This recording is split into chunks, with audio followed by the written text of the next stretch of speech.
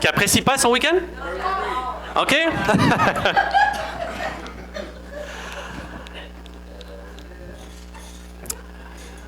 Je rends grâce à Dieu de ce qu'il fait ce week-end au milieu de nous. Je suis reconnaissant. Dans chacun des Kickstart qu'on fait, il y a toujours des choses différentes qui prennent place parce qu'on est des gens différents. Et moi, ça a changé ma vie de participer à un événement comme ça. Ça m'a aidé à prendre conscience que je voulais être utilisé par le Seigneur. Je ne savais pas par où commencer. Et ça m'a aidé à réaliser que c'est pas tant moi qui attendais après lui, c'était plus lui qui attendait après moi. Et de voir un chemin à travers les choses que j'avais vécues dans ce Kickstart-là aussi, de voir un chemin comme une direction, ça nous a donné, c'est ça, une direction depuis quasiment 10 ans maintenant, à ma famille et moi, qui a changé notre vie et que le Seigneur a utilisé pour changer la vie par sa grâce de plein de personnes aussi autour de nous. C'est qu'on est vraiment reconnaissant. Quand je regarde il y a 10 ans en arrière, aujourd'hui, j'aurais jamais pu imaginer tout ce qu'il aurait fait, puis l'aventure qu'il aurait écrit à travers ce oui. Et il y a 10 ans, j'étais en larmes assis sur une chaise dans un événement comme ça.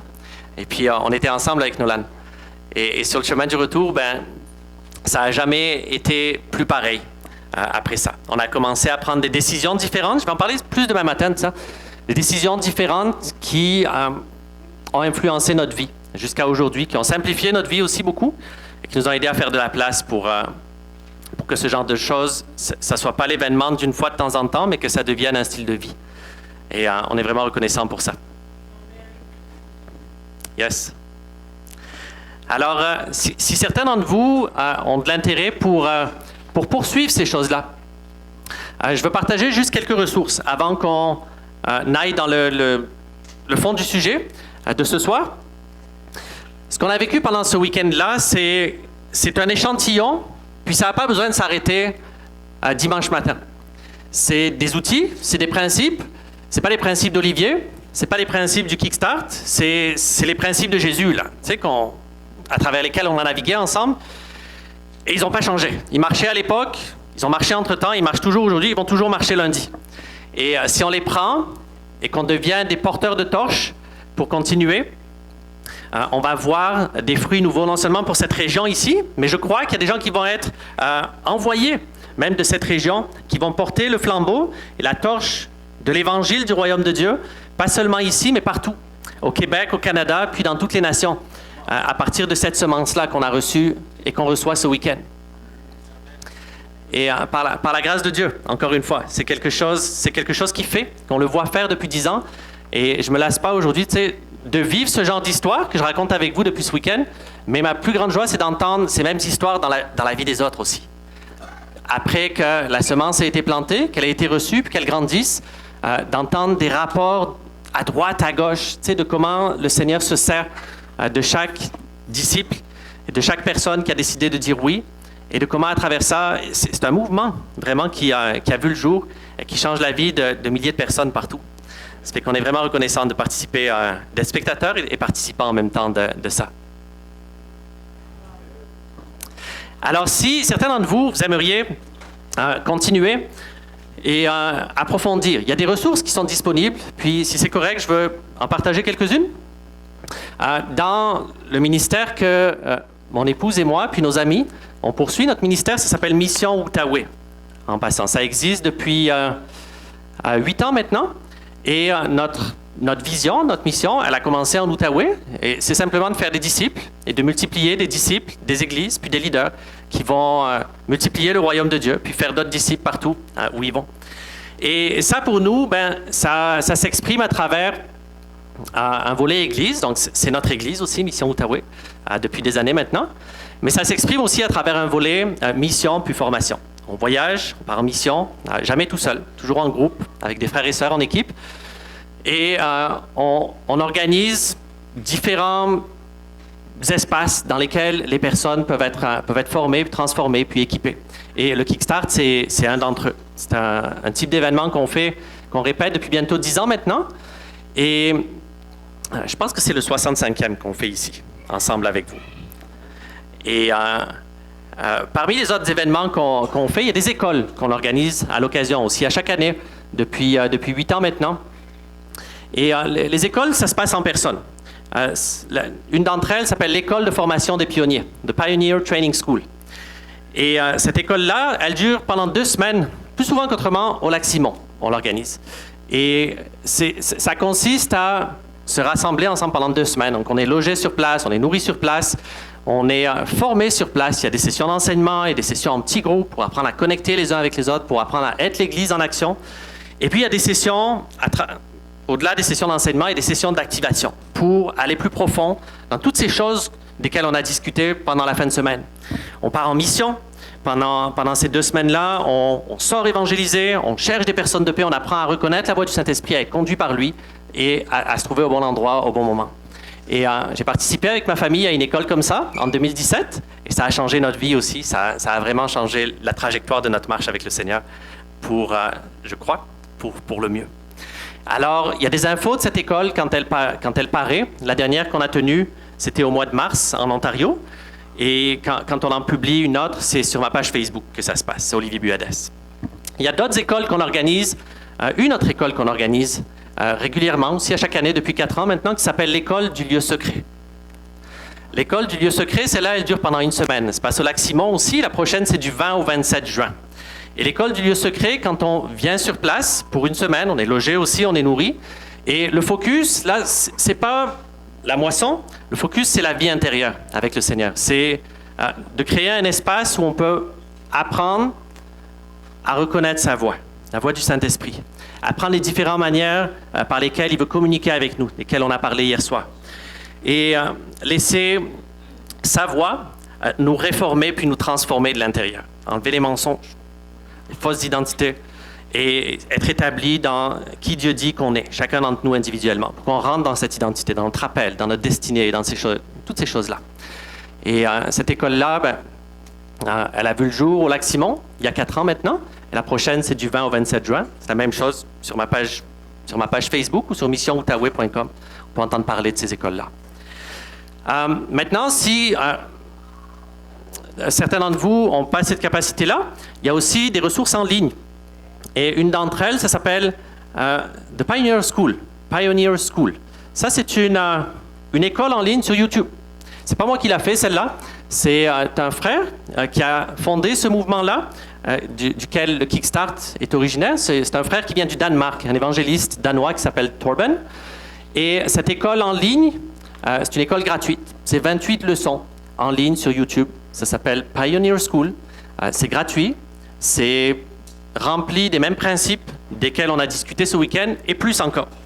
Et c'est rempli surtout de témoignages. Moi, je ne sais pas pour toi, là, mais d'entendre le genre d'histoire desquelles on a entendu parler ce week-end, moi, ça m'excite au bout. Tu comprends? C'est comme si tu manges un burger, puis c'est vraiment savoureux, là. Tu sais, que ça goûte bon, puis ça donne le goût. Et il y a 10 ans à peu près en arrière, quand j'ai écouté cette école puis que j'ai entendu ce genre de témoignage, ça goûtait bon. Mais ça m'a fait réaliser que j'en ai pas des histoires comme ça, moi, dans ma vie chrétienne. Tu sais, j'aime Jésus, oui, je me suis converti, oui, il a changé ma vie, il m'a libéré. Mais des histoires où le Saint-Esprit me mobilise, m'envoie ici, me parle comme ça, un rêve, t'appelles la personne du rêve le lendemain, puis il dit qu'il a prié, puis là, il est délivré au téléphone, des histoires à la livre des Actes. Moi, j'en avais pas, il y a 10 ans. Et d'entendre ce genre d'histoire-là, ce genre de témoignage, dans cette école-là en particulier, ça m'a donné... En fait, ça m'a mis en colère, ça m'a donné le goût.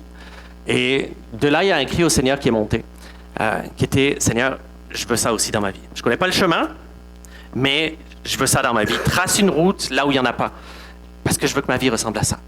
Et aujourd'hui, par la grâce de Dieu, comme plein de personnes ici, là, je me tiens 10 ans plus tard, puis il l'a fait, cette route-là. Il l'a fait, cette route-là. Ça fait que ce week-end, les amis, c'est pas une formation à l'évangélisation. Je ne sais pas si ça a été framé comme ça, quelque part, bien que ça en fasse partie. C'est pas une formation à l'évangélisation. Moi, je crois que c'est une invitation de Jésus à une vie plus profonde avec lui. À une vie conduite par le Saint-Esprit. À une vie et une marche de disciples de Jésus obéissants, qui portent du fruit dans sa vie, puis, à cause de sa vie, dans la vie des autres aussi. Tu sais que quand un arbre porte du fruit, c'est jamais pour l'arbre lui-même. quand un arbre porte du fruit, c'est pour la gang autour qui peut venir puis cueillir des fruits sur l'arbre et dire moi j'ai faim, c'est ça que je veux, tu sais, puis qui en prend comme ça. Et est-ce que Jésus veut qu'on porte du fruit? C'est moi qui vous ai choisi, il a dit, afin que vous alliez et que vous portiez du fruit. C'est pas vous qui m'avez choisi, c'est moi qui vous ai choisi, qui vous ai appelé, afin que vous alliez et que vous portiez du fruit. Ça fait qu'un week-end comme ça, c'est une invitation de sa part à grandir dans notre maturité spirituelle comme disciples de Jésus, puis à vivre une vie plus profonde avec lui pour devenir la pleine version de ce pourquoi il nous a appelés. La pleine version de ce pourquoi il nous a même créés au départ. La clé, c'est la maturité, c'est d'être équipé, c'est d'être enseigné, mais c'est d'être équipé aussi pour devenir la pleine version de ce qu'il veut qu'on soit. Alors Seigneur, on veut te louer, Père, pour ce week-end. Puis on veut te dire merci pour ta présence, Seigneur, par-dessus tout. Seigneur, que ce ne soit pas juste des mots, Père, mais que ces moments soient marqués par ta présence, Seigneur. On est une maison pour toi. C'est écrit. Et on prie que tu te plaises dans cette maison, Seigneur, au milieu de nous. Que tu sois libre, Seigneur, de bouger comme tu souhaites, Seigneur. De trouver un oui dans nos cœurs à chaque fois que tu nous sollicites, que tu nous mobilises, Seigneur. Et on prie par-dessus tout pour cette région, Père. On te remercie pour ce que tu as placé chacun de nous, Seigneur, pour une saison dans cet endroit, dans cette région ici, Seigneur, et que tu as fait de nous la réponse, Seigneur. Tu nous as placés comme ambassadeurs, pas juste pour recevoir, mais pour donner aussi, Seigneur. Alors on prie, Père, qu'à travers chacun des ambassadeurs ici, que ton royaume vienne et grandisse dans toute la région de Maniwaki, puis au-delà, Seigneur. Fais de nous, de chacun d'entre nous, Seigneur, des arbres qui sont comme plantés près des courants d'eau, qui deviennent aussi grands que tous les oiseaux du ciel peuvent venir s'abriter en dessous, Seigneur. Fais-nous porter du fruit. Je prie, Seigneur. Père, change nos manières. Partout où on a besoin d'être réaligné avec toi, on te prie. Coupe la tête de l'ennemi, Seigneur, et de tous ceux qui règnent sur cette région, qui gardent le monde captif et aveugle, Seigneur. Je prie, Père, que ces idoles tombent, Seigneur, quel que soit leur nom, mais que l'influence qu'elles ont gardée sur cette région soit détrônée, Seigneur. Pour la gloire de ton nom, Père, on réclame cette région pour Jésus, Père. Et on prie que quelque chose de nouveau germe, Seigneur, à partir de nos cœurs, Seigneur. Que tu trouves un oui dans nos cœurs, avec tout ce que tu dis du haut du ciel, Père, pour cette région aujourd'hui. Au nom de Jésus, Père, on te prie. Amen. Amen.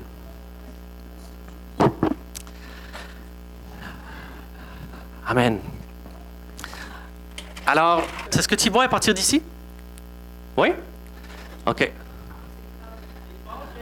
C'est Paul, hein? Je peux le dire comme toi, c'est Paul. Ben avance-toi. Si c'est trop pâle, j'ai pas d'autres crayons.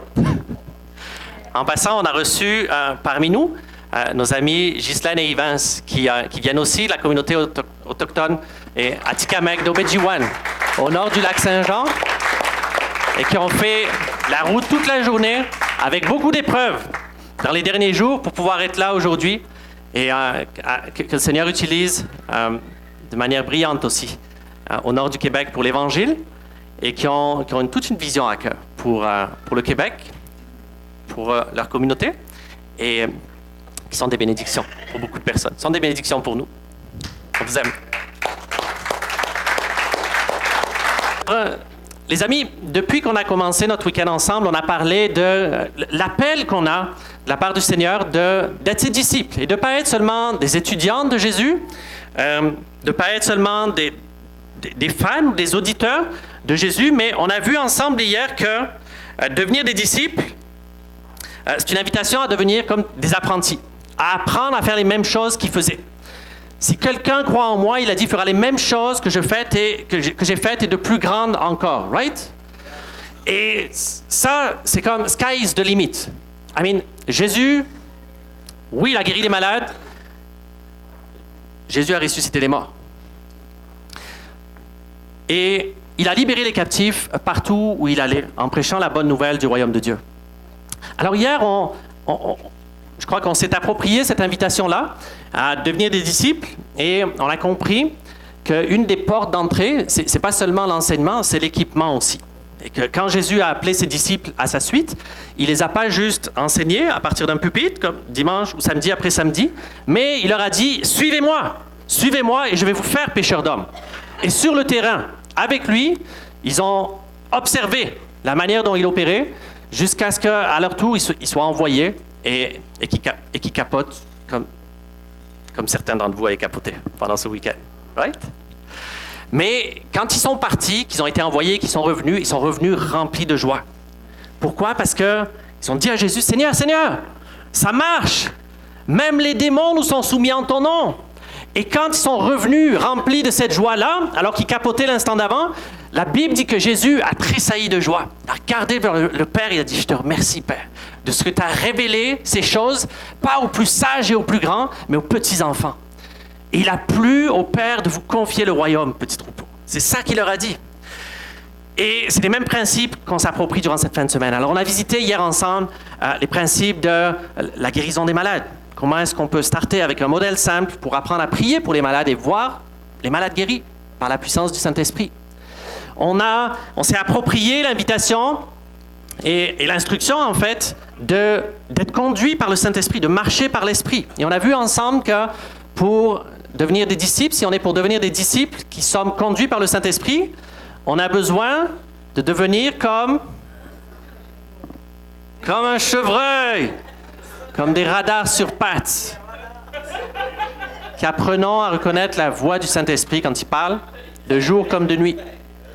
Nos rêves, nos visions, les impulsions du Saint-Esprit, peu importe, les orientations qu'il nous donne. Si on est pour grandir comme disciples conduits par le Saint-Esprit, on a besoin de faire de la place pour que dans notre vie, on devienne des amis du Saint-Esprit. Si on lui parle jamais, si on l'ignore, si on l'attriste tout le temps, puis qu'il tombe tout le temps sur boîte vocale quand il essaye de nous dire quelque chose, il ne se passe pas grand-chose. On a beau être chrétien, appartenir à Jésus, notre nom est peut-être dans le livre de vie, mais dans les faits, il tombe tout le temps sur boîte vocale. Tu sais, quand il essaye, quand il te dit « Hey, on peut-tu? » Ça fait qu'on a cette invitation de la part du Seigneur à devenir conduit par l'Esprit. Et ça implique qu'on devienne des amis du Saint-Esprit. Et ça se fabrique pas. C'est pas une prière, c'est pas un week-end, c'est pas un enseignement, c'est du temps dans le lieu secret. On le dit tous, hein, c'est pas une religion, c'est une relation. Mais ça prend du temps, une relation. Puis ça prend des soins pour grandir. Alors, ça s'invente pas. Et ce matin, on a visité ensemble la bonne nouvelle du royaume de Dieu et comment, dans les Écritures, les premiers disciples répondaient, comment ils prêchaient cette bonne nouvelle, comment ils invitaient les gens à répondre à cette bonne nouvelle-là. Et je capote toujours de voir, d'avoir le privilège d'assister à ces moments-là, d'être partenaire avec le Seigneur dans ces moments-là, quand quelqu'un met ces choses à la lumière, décide de les ensevelir, qu'on prie, qu'il se passe une transformation intérieure et qu'une nouvelle création sort de l'eau. Moi, je tripe, ça me fait vivre, vraiment. Et ce soir, on va toucher à un sujet qui est en lien avec le monde spirituel et la délivrance de démons. Maintenant, pourquoi on parle de ça? C'est pas parce que... C'est comme pour la guérison. On ne parle pas de guérison ou de chasser les démons parce qu'on est sensationnaliste, tu sais, qu'on veut, je sais pas, créer du désordre ou faire des choses qui flashent, mettre un show, tu sais. C'est pas pour ces raisons-là qu'on parle de guérison, ni qu'on parle de chasser les démons. La raison pour laquelle on parle de ces choses-là, la première d'entre elles, c'est parce que Jésus a commandé à ses disciples de chasser les démons et de guérir les malades. En fait, j'ai réalisé que Jésus n'a jamais envoyé aucun disciple dans la moisson pour prêcher la bonne nouvelle sans leur dire de faire ces choses-là en même temps. De guérir les malades, de chasser les démons, et ultimement même de purifier les lépreux et de ressusciter les morts. Il n'a jamais envoyé personne dans la moisson juste par leur propre force, en leur disant seulement d'aller dire les choses. Mais il leur a donné le Saint-Esprit pour qu'il y ait ces signes-là qui les suivent, malgré eux. Pas parce qu'ils sont spéciaux ou meilleurs qu'un autre, mais à cause de Christ en eux, l'espérance de la gloire. Alors, aujourd'hui, en fait, je crois que dans la dernière génération, Dieu fait quelque chose en restaurant une multitude de vérités qui ne sont pas nouvelles, mais qui étaient perdues, qui s'étaient perdues dans les détours de nos traditions. Le baptême, duquel on a parlé ce matin, c'est un des trucs qui restaure. Il y a une centaine d'années, il a restauré une vérité qui était celle du baptême du Saint-Esprit, qui avait comme été oubliée aussi, puis perdue pendant des siècles. Et c'est le réveil pentecôtiste, le réveil d'Azusa Street, qui a changé le monde aussi, en restaurant cette vérité-là. Maintenant, je crois que dans les 10 dernières années, le sujet de la délivrance, ça fait partie des choses que Dieu restaure présentement dans le corps de Christ, at large. C'est un mouvement de l'esprit. Okay, la délivrance, ce n'est pas quelque chose de nouveau, mais il y a 15 ans, 20 ans en arrière, c'était marginal. C'était comme juste pour les charismatiques weird là-bas, tu sais. Mais dans le reste du mainstream de l'Église, c'était pas grand public, mettons. Tu sais. Et je disais ce matin que le christianisme aujourd'hui, ça représente plus de 30 000 dénominations. Et il n'y en a pas une qui pense la même chose, vraiment. Mais depuis les 10 dernières années, je crois que dans notre temps, c'est un temps excitant, le Seigneur restaure des vérités, puis des pratiques qui avaient été perdues depuis longtemps. La délivrance en fait partie. On le voit depuis 10 ans comme s'inviter dans des places où c'est même pas qu'on a prié, tu sais, pour qu'il fasse quelque chose de nouveau. C'est juste que ça se passe comme ça. Le Saint-Esprit s'invite et tout à coup, alors que ces choses-là n'arrivaient pas les années précédentes, il y a des gens qui se mettent à manifester des démons et c'est comme on est forcé de faire quelque chose. Tu comprends? Ça se passe et c'est une invitation du Saint-Esprit qui nous dit: tu veux-tu embarquer dans le train avec nous ou on laisse passer le train? Et il nous donne toujours le choix. Tu sais? Alors, on voit dans les 10 dernières années un mouvement où la délivrance revient au premier plan, dans toutes sortes d'environnements, chez les baptistes, les pentecôtistes, les charismatiques, même les catholiques. Et dans toutes sortes d'environnements, il s'invite sans demander la permission, puis il dit: veux-tu embarquer dans le train? Et je vais te montrer, je vais t'équiper. Il restaure des vérités qui étaient perdues. Et on a tous le choix, en fait, d'embarquer dans ce train-là, dans le mouvement du Saint-Esprit, de ce qu'il fait dans notre génération. Et en passant, c'est la meilleure place où se trouver. Si tu veux voir Dieu agir, arrange-toi pour t'aligner sur la pensée de Dieu pour la saison. Tu sais, ce qu'il fait dans la saison actuelle. Et ça, c'est quelque chose qui fait big time. Tu sais, moi, dans l'environnement dans lequel je suis né de nouveau, quand on parle de démons, en fait, quand on ne parle pas de démons, on avait l'habitude de dire simplement: écoute, t'es chrétien, les démons, là, parle-en pas. Si tu intéresse-toi pas à eux, ils s'intéresseront. Merci. Achale-les pas, ils t'achaleront pas. Et dans les faits, tu sais, ça sonne plutôt bien, mais si on se pose la question, à qui est-ce que ça profite le plus? À qui est-ce que ça profite le plus si on te martèle pendant des années, il y en a un d'ennemi, mais il n'est pas là, pense pas à lui, tu sais, intéresse-toi pas à ça. Là, à qui ça profite le plus? À lui-même, right? Il peut passer sous les radars, puis faire son manège, dans le fond. Pour d'autres, cette idée-là, la délivrance de démons, c'est marginal encore. C'est comme... Ça se passe ailleurs, tu sais, ça se passe en Amérique du Sud, peut-être ça se passe en Afrique, ça se passe en Haïti. Mais au Québec, non, ça ne se passe pas au Québec. C'est comme, on n'a pas besoin de ça ici, ou ça n'arrive pas ici. Et encore une fois, à qui est-ce que ça profite le plus? À l'ennemi aussi. Alors, le Seigneur fait un mouvement présentement où il invite son Église, son épouse, à une session de rattrapage. À une session de rattrapage parce que la réponse aux besoins du monde, surtout dans cette matière-là, c'est nous. C'est le corps de Christ. La réponse aux captifs de Maniwaki et de toute la région ici, c'est toi.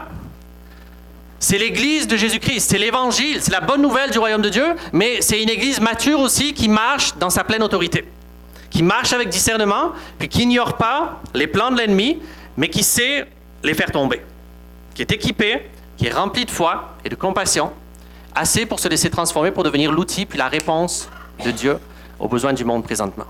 Christ en vous, l'espérance de la gloire. C'est ce que dit la Bible. Amen. Alors, pour moi, c'est un sujet qui a été mystérieux pendant des années. C'est comme, on me disait, tiens-t'en loin.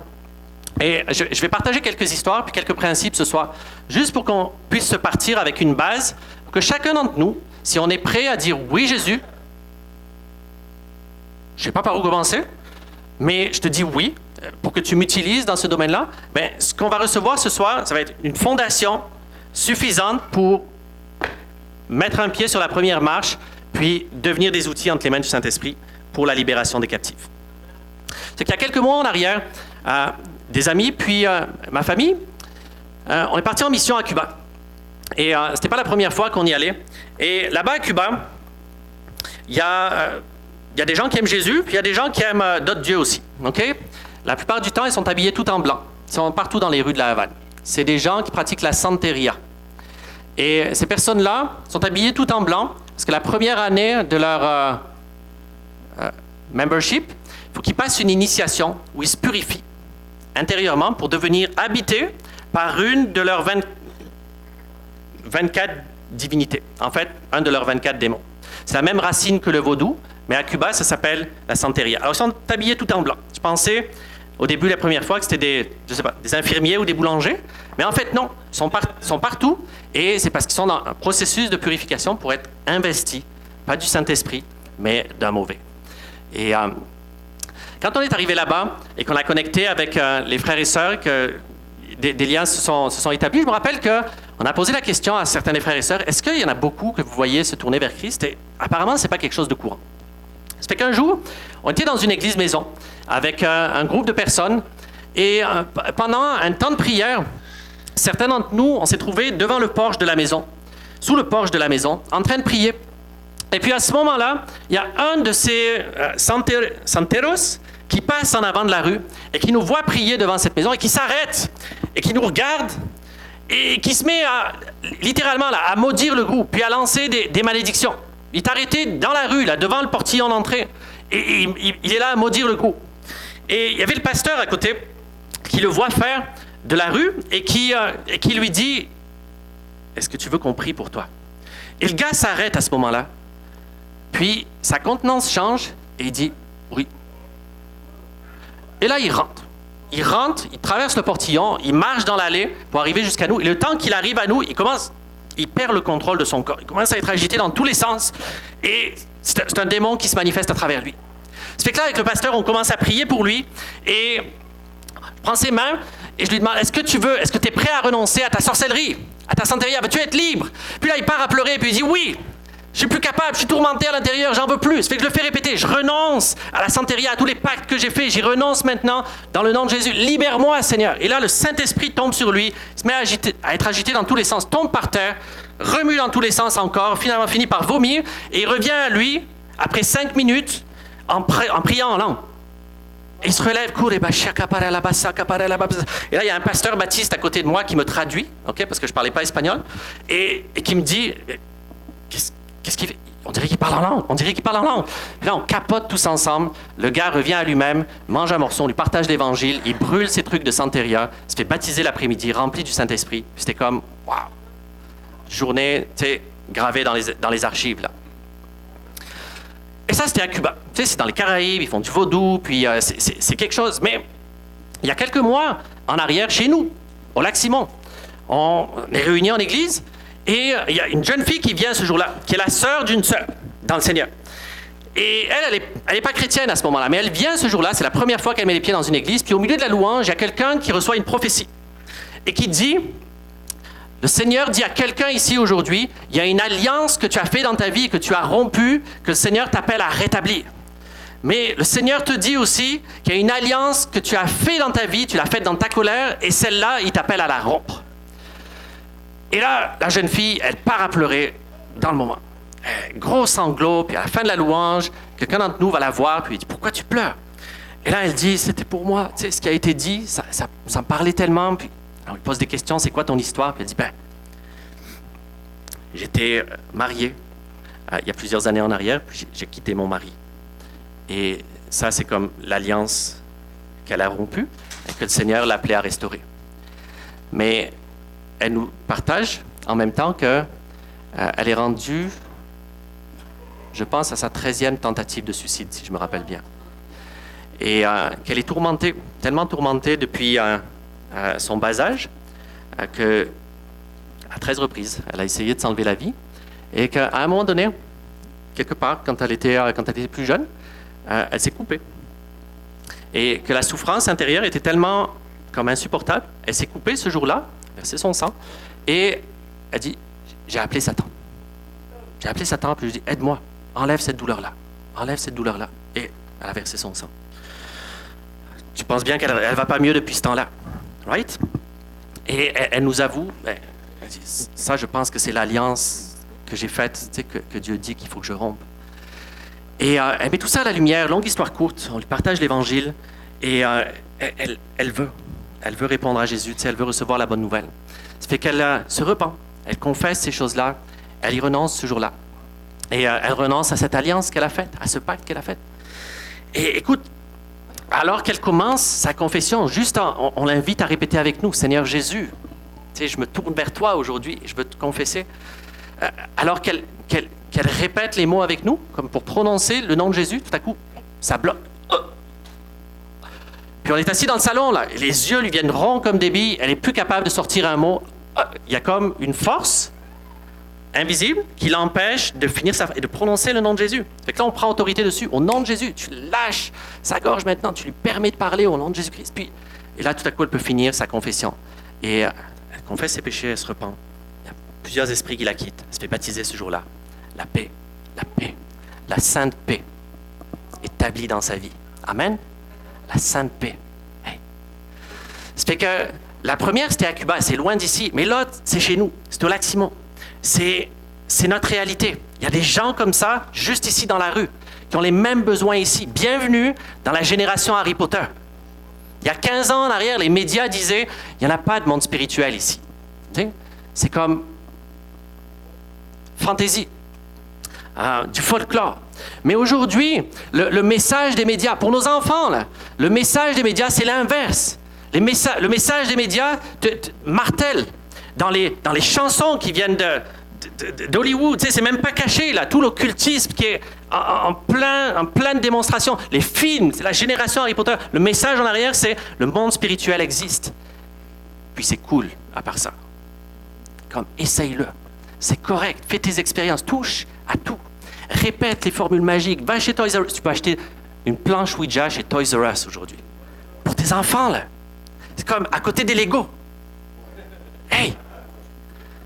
Le message du siècle présent, là, ça a changé. Et c'est de dire, le monde spirituel existe, puis c'est cool, puis tu peux y goûter. Puis tout est correct dedans. Amuse-toi. Les médiums, les tarots, la divination, name it, c'est comme partout. Et c'est rendu populaire. Et ça, c'est ce qui se passe à l'extérieur ici. Tu sais? À la fin, dans la Bible, dans le livre de l'Apocalypse, quand ça parle de Babylone, ça dit elle est devenue un repère de toute espèce de démons. Ça fait que prends-le dans ce sens-là. Si, à mesure qu'on avance vers les derniers jours, l'influence des ténèbres, la démonisation augmente dans la vie des gens, qu'est-ce que Dieu fait en retour? Il réveille son Église. Il invite son épouse à une séance de rattrapage. Il dit, OK, on va faire un intensif. Et là, on va équiper autant de personnes qui sont prêtes à dire oui, parce que la réponse, besoin du monde, c'est toi. C'est Christ en toi, l'espérance de la gloire. Ça fait que si on est prêt à dire oui à l'invitation, on ne s'inscrit pas à un bac en démonologie, on s'inscrit à l'école du Saint-Esprit. On dit, Seigneur, me voici, envoie-moi. Je ne sais pas par où commencer, mais je suis prêt à ce que tu m'équipes, à ce que tu m'utilises. Mes mains, c'est tes mains, Seigneur. Et en général, quand on dit oui au Seigneur, après cette session-ci, il y a des trucs qui commencent à arriver. Amen. C'est notre invitation pour aujourd'hui. Puis, je veux partager une coupelle de principe. OK? Quand on parle de délivrance, on est plein dans la salle, on vient de plein de backgrounds différents. Tu sais, on aime tous Jésus, mais on vient tous comme... On a tous pris un chemin différent, mettons, pour arriver à Jésus, probablement. Et si j'en reviens aux 30 000 dénominations, ben, c'est le paysage du corps de Christ aujourd'hui. Quand on parle de délivrance, il y a comme des écoles de pensée variées. Et il y a quelques points que je veux passer à travers, juste pour nous donner des points de référence par rapport à ça. Ça fait que, imagine le corps de Christ comme cette route ici. OK? C'est un chemin. Et évidemment, le chemin, il y a un milieu. C'est là qu'on trouve l'équilibre. Mais de chaque côté du chemin, il y a deux fossés. Et ça, les fossés, c'est les extrêmes. Et dans les extrêmes, il y a des écoles de pensée qui sont extrêmes. Maintenant, les extrêmes, c'est jamais bon. Ça fait que, malgré qu'il y a du bon peut-être dedans, ça fait que de ce côté-là de notre route, dans le premier extrême, on trouve des frères et sœurs qui aiment Jésus de tout leur cœur. Et dans des courants, d'église, dans lequel, ce qu'on valorise le plus, c'est la parole. Ici, quand on se tient du côté de la route, de ce côté-là de la route, c'est tout à propos de la parole et des Écritures. Ça fait que c'est, mettons, des courants du corps de Christ dans lequel ce qu'on va valoriser beaucoup, c'est l'enseignement. OK? De ce côté-là de la route. On valorise l'enseignement, l'étude des Écritures. On va trouver beaucoup d'études bibliques. On va mettre des emphases profondes sur le fait de vivre dans la sainteté, sur la crainte de Dieu, sur le fait de connaître. Tu sais, on valorise énormément la connaissance. On prend pour acquis qu'au plus on en sait, plus on est comme Jésus. Et il y a beaucoup de bon là-dedans, parce qu'on a besoin de saine doctrine. Jésus dit, c'est la vérité qui nous a franchis. On a besoin, si on est pour grandir comme disciples de Jésus, de tomber en amour avec la parole de Dieu, pour sûr. Mais quand on fait juste valoriser les Écritures et qu'on dévalorise qu'on dévalorise la personne du Saint-Esprit puis la vie de l'Esprit, on arrive à un point où il y a une déconnexion entre nous puis la parole. On lit des histoires, on lit des trucs de fous, comme dans le livre des Actes, et là, tu sais, Philippe entend le Saint-Esprit qui lui dit « fais ceci », l'autre reçoit un rêve, dit « va en Macédoine, sauve-nous », voilà, tu sais, il y a des familles entières qui se tournent vers Christ, qui se font sauver. Philippe se pointe à Samarie ou à Maniwaki, les démons quittent les gens avec des grands cris dans la rue, les gens se font baptiser. Après, c'est comme, tu lis ça, puis si tu valorises juste la parole, parce que tu te tiens ici, de ce côté-là, et pas beaucoup la vie de l'esprit, comme tu vis une déconnexion. Tu lis la Bible pendant 20 ans, c'est comme ta vie, elle ressemble, mais pas pantoute, à ce que tu lis dedans. Puis tu te demandes, et c'est là qu'on bâtit des doctrines. Tu sais? Ben, peut-être que le Saint-Esprit agit plus pareil aujourd'hui, il n'y a plus de dons. Tu sais, on écrit des livres pour dire pourquoi ça a cessé. Ça fait que si on a soif et qu'on se tient de ce côté-là pendant suffisamment longtemps, ben, on vient à trouver peut-être que c'est sec, un petit peu. On se sent aussi sec qu'un pylône électrique, au bout d'un moment. Et là, on se dit, tu sais, une sorte de réaction, ben moi, j'ai faim de la vie de l'esprit. Ça fait que la tentation, c'est de partir à l'extrême opposé, où on trouve des frères et sœurs aussi en Christ, qui aiment Jésus de tout leur cœur, mais qui valorisent pas mal plus, énormément plus, les manifestations de l'esprit. Et tout ce volet-là de la vie spirituelle. Et dans ces environnements-là, ce qu'on valorise le plus souvent qu'autrement, là, je ne veux pas comme généraliser, c'est pas tant les Écritures, l'étude de la parole, la crainte de Dieu, ces choses-là, c'est plus l'expérience, l'atmosphère, la présence. Ça fait que là, on met l'emphase sur... Il y a beaucoup d'adoration. Plus d'adoration. On peint les murs en mauve. On met des chauffards et des drapeaux, tu sais, dans l'assemblée. Parce que là, on veut valoriser. Et là, on fait des services d'impartition. On veut vivre des choses authentiques. On veut goûter à Dieu. On veut sentir combien le Seigneur est bon. Pas juste savoir que le Seigneur est bon. Et il y a du bon là-dedans. Sauf que quand on valorise juste les choses de l'esprit, sans les choses de la parole en même temps, des fois on finit avec des trucs qui sont difficiles à réconcilier avec les Écritures. Parce que quand on recherche seulement la prochaine manifestation spirituelle, la prochaine transe, la prochaine fois que tu vas tomber par terre, la prochaine fois que...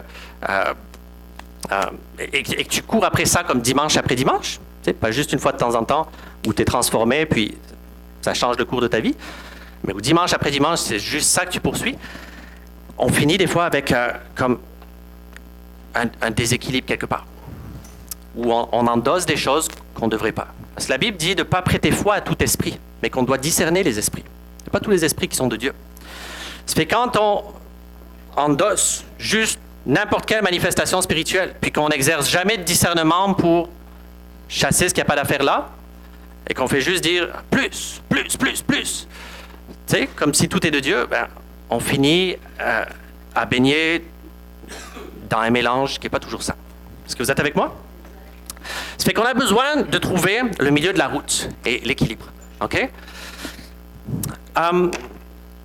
Ailleurs, je parle corps de Christ encore, école de pensée, encore une fois. Si je retourne de ce côté-là de la route, les frères et sœurs qui aiment Jésus, tout leur cœur, mais quand on parle de perspective sur le monde, worldview, pour certains d'entre nous, en particulier dans l'Ouest ici, quand on parle de worldview, pour nous autres, tout est physique et matériel. Monde spirituel, démons, mauvais esprits, c'est comme... Pourquoi? Parce nous, on est allés à l'école, puis on a reçu l'héritage de l'ère des Lumières. T'sais? La pensée du siècle présent qui a rationalisé tous ces trucs-là, comme il y a 1 siècle et demi, 2 siècles, et qui a mis une étiquette de folklore à tous ces trucs spirituels-là. Ça fait que nous, c'est ça qu'on a reçu à l'école, et on a grandi avec ça. Ça fait que même si on va à l'église et qu'on croit qu'il y a un Dieu invisible, surnaturel, quand on parle après de ces trucs-là, c'est qu'on lit la Bible, on lit toutes ces histoires-là. Dans Marc, tu regardes là, c'est à chaque page Jésus chasse des démons, à chaque jour. C'est comme délivrance, guérison, résurrection, miracle, délivrance, résurrection. Et on lit ça pendant des années, puis c'est comme on ne le voit pas. Déconnecté total. Tu sais, comme, ben oui.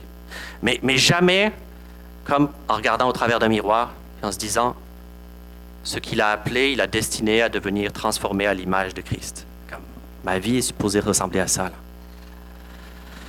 Parce qu'on a cette pensée-là. Tu sais, tout est physique. Ça fait que tu as mal quelque part, prends une pilule. Tu ne te sens pas bien, va voir le docteur. C'est comme notre réflexe, go to. Et, tu sais, sans dire que...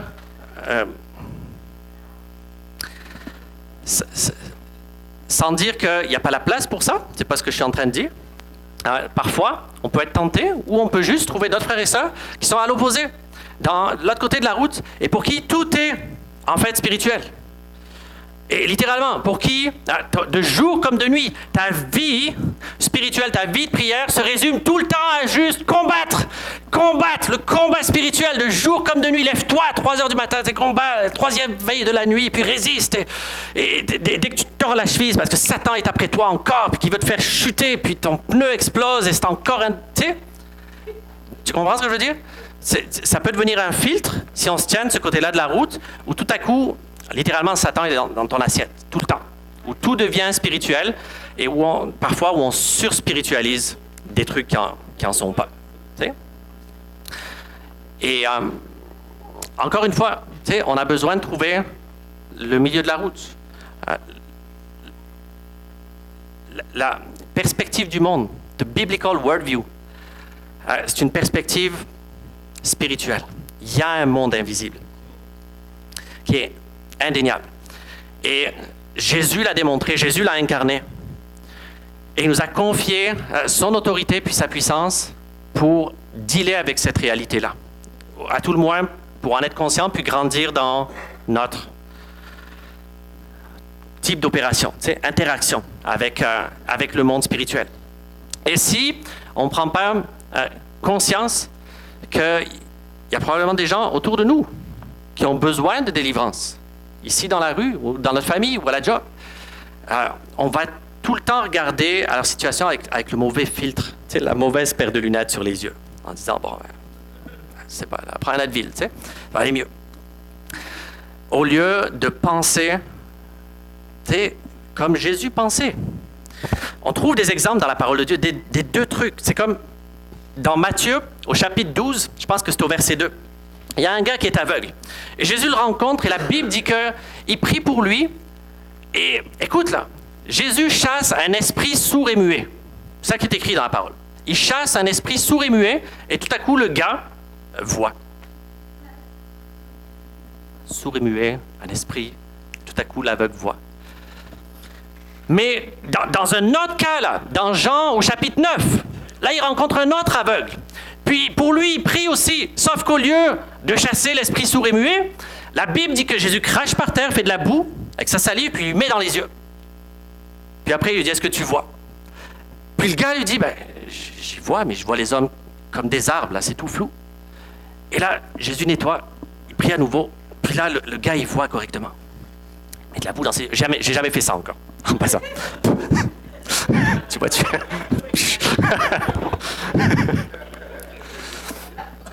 Hey, t'as deux aveugles, puis t'as deux causes différentes dans la même Bible. Pour un, c'était un démon, pour l'autre, c'était physique, puis Jésus l'a guéri différemment. Tu comprends? Les deux arrivent. Il y a des trucs autour de nous qu'on va rencontrer, des situations, dans les gens qu'on côtoie, où il y a des causes de ce qu'ils vivent qui vont être physiques, mais on ne peut pas occulter le fait qu'il y a des trucs qui sont spirituels que les gens vivent. Et la clé pour qu'on devienne la réponse, que Jésus devienne la réponse à leurs problèmes, mais à travers nous, c'est notre renouvellement de l'intelligence. C'est comme l'histoire du gars qui va chez Walmart et qui fait des miracles là-bas, tu sais, ou ton histoire à toi, quand tu vas chez Walmart, tu fais juste payer ta facture puis tu t'en vas. Qu'est-ce que tu vois là où tu vas? Est-ce que tu vois des opportunités pour que le royaume de Dieu vienne? Est-ce que tu es à l'écoute du Saint-Esprit comme un chevreuil, même chez Walmart? Ou est-ce que tu es sur boîte vocale quand c'est pas à l'église le dimanche matin pour le Saint-Esprit ou quand c'est pas ton temps de prière? Tu es avec moi? Ça fait que ça dépend de notre renouvellement d'intelligence. Qu'est-ce qu'on voit? Et c'est pour ça qu'on a besoin, comme disciples de Christ, de trouver comme le milieu de la route, l'équilibre entre les deux. Puis d'être alerte au fait que, OK, pas tout est spirituel, il n'y a pas des démons dans l'assiette de tout le monde, mais il y a des gens autour de nous qui ont besoin d'être libérés, certainement. Et si on ne regarde pas à leur situation avec le regard de la foi et la pensée du royaume de Dieu, on va juste leur offrir un Advil, puis les envoyer chez le docteur. Mais ce n'est pas le docteur la réponse à leurs problèmes. Ce n'est pas un conseiller. Tu ne peux pas conseiller un démon. Si quelqu'un est pogné avec un mauvais esprit, la réponse, c'est le nom de Jésus dans ta bouche, qui dit « Sors !» et ça presse. Et qu'il ne lâche pas tant qu'il n'est pas parti. Je te dis, il y a du monde autour de toi dans ta famille qui a besoin de délivrance. C'est officiel. Je me rappelle une des premières fois là, où un membre de ma famille, bloqué du dos, habitant en France, on m'apprend la nouvelle, c'est après plusieurs jours, ça va pas bien, elle peut pas bouger. Ça fait que t'es pas loin d'ici, au camp des boulots. J'étais au camp des boulots à ce moment-là. Je me dis, je vais l'appeler. Après le petit déjeuner, je l'appelle. Puis je dis, je vais prier pour toi, au téléphone. Et là, je prie pour son dos, tu sais, sois guéri dans le nom de Jésus, je commande aux vertèbres, reviens, tu sais, puis la mobilité, tous ces trucs-là. Mais alors que je prie pour son dos, elle commence à avoir la nausée, la personne. Puis elle a des reflux, des choses qui montent. Puis elle commence à tousser, puis je sens qu'il y a quelque chose qui remonte. Et là, moi, je réalise au téléphone, au téléphone, là, elle est en train de manifester un mauvais esprit. C'est ça qui est en train d'arriver. Ça fait que je suis dans le bois, au bout de mon téléphone. Moi, je prends autorité. Tu sors! Au nom de Jésus, tu la lâches maintenant. Relâche complètement. Lâche ton dos. Sors, pars, quitte dans l'abîme. Au nom de Jésus. Puis, à l'autre bout du fil, elle manifeste, là. Il y a quelqu'un avec elle. Puis, elle regarde. C'est quoi qui se passe? 15 minutes de temps. On prie. Tout à coup, la paix redescend. Hey, la paix redescend. Elle dit, je pense que c'est parti. Elle se lève de son lit. Son dos vient droit. Pouf. Elle dit, je peux marcher, je peux bouger. C'est quoi que tu as fait? Pourquoi j'avais ça? Elle dit, je suis une bonne personne. J'ai jamais fait de mal à personne. Évangile. Elle est née de nouveau 3 ans après. Hey, si on regarde avec les bonnes lunettes, il y a ces trucs-là qui vont arriver. Amen? Mais si on revient à notre route, il y a des frères et sœurs encore qui aiment Jésus, des écoles de pensée, ok, je vais le dire comme ça, des écoles de pensée qui nous disent, si tu es chrétien, il n'y en a pas de démon. Okay? Un chrétien ne peut pas avoir de démon. Ça fait que la délivrance, ce n'est pas pour les chrétiens. Et ça, c'est ce qu'on croyait dans l'église où je suis né de nouveau. C'est pour ça qu'on disait, pense pas à eux, ils ne penseront pas à toi. Garde-toi loin. Mais dans les faits, c'est une chose de venir à l'église, puis de chanter des louanges, puis d'écouter un sermon dimanche après dimanche. Mais là où on change vraiment, c'est pas quand on est assis là, puis qu'on écoute un sermon, c'est quand on est face à face, puis qu'on dit comment ça va. Qu'est-ce qui se passe à l'intérieur? Puis que là, on s'ouvre pour vrai. On dit, en vrai, ça va pas bien. Tu sais? Il se passe ça à l'intérieur, puis je lutte avec ci, puis je lutte avec ça, puis j'ai besoin d'une percée ici et là. C'est là qu'on change. C'est dans la vulnérabilité. C'est dans la transparence qu'on se fait transformer. Alors, dans les faits, on dit, quelque part, un chrétien ne peut pas avoir de démons, mais dans les faits, quand tu poses des questions puis que tu vas au-delà de on m'a toujours dit qu'un chrétien ne peut pas avoir de démons, il y en a plein des frères et sœurs qui luttent avec des choses où ils sont liés. Sur les bancs de l'église, là, depuis 15 ans, depuis 20 ans, c'est la réalité, c'est la vérité. Autant que, de l'autre côté, on a des écoles de pensée qui disent « Ouais, mais la délivrance, c'est pas pour les non-croyants. » Pourquoi? Parce que Jésus a dit dans Luc 11, « Quand un mauvais esprit quitte un homme, il part dans les lieux arides et il cherche un endroit où se reposer. Puis s'il n'en trouve pas, il revient. S'il trouve la maison ouverte, balayée puis ornée, il revient avec 7 autres esprits plus méchants. Et là, la situation devient pire. Et on dit, Jésus a dit ça parle des inconvertis. Et à cause de ça, il ne faut pas. On ne doit pas prier pour les inconvertis. Ça fait que ça mange quoi, ça, à la lumière des Écritures, ces écoles de pensée-là? Quand on parle de devenir des disciples de Jésus, il faut qu'on commence avec le modèle de Jésus pour répondre à nos questions. Pas avec des énoncés de doctrine qui sont faits par des personnes qui ne font pas ces choses-là. OK? De qui est-ce que Jésus a chassé des démons dans les Écritures? Est-ce que c'était des chrétiens ou des non-chrétiens?